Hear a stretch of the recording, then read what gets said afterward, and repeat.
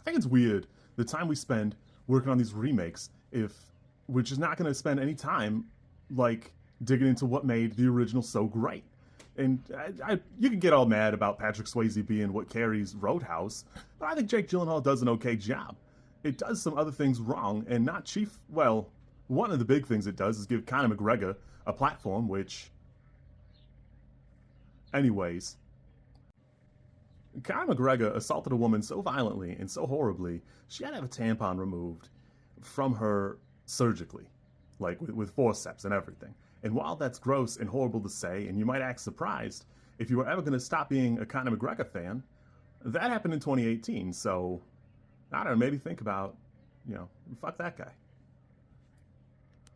But at the end of the movie, Jake Gyllenhaal takes all the stolen money or whatever that they, I don't even remember what they were doing. I think it was a drug trade or something.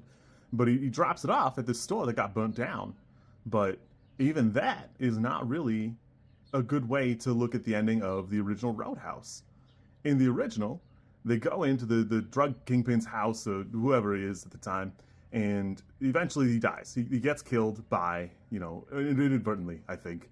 And when the police arrive, and they would very clearly arrest Patrick Swayze's character, who has been like that drifter type character, everybody turns and they look at each other and they go, nah, I didn't see anything. And that's it. Even like the one remaining goon who like lived because he was a buffoon, he just says, no, a bear fell on me.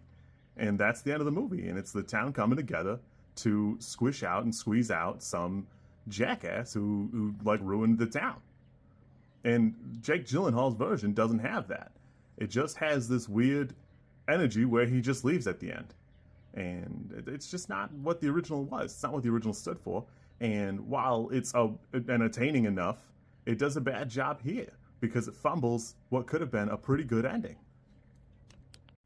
And there's something to be said for making original things and doing something new or whatever, but what's the point if you're going to try and remake something and you're not going to capture the good parts of what it was? The people who want to try and remake How to Train Your Dragon, if you're not going to use the good parts of it and you're going to strip away all the character, I don't see why you bother.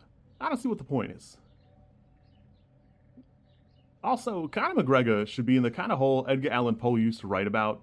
I will not be taking questions on this. You can do your own research. You guys love that, but yeah, that movie's like a 4 that had every reason to be a 6 or maybe even an 8, and they just don't do anything with it. So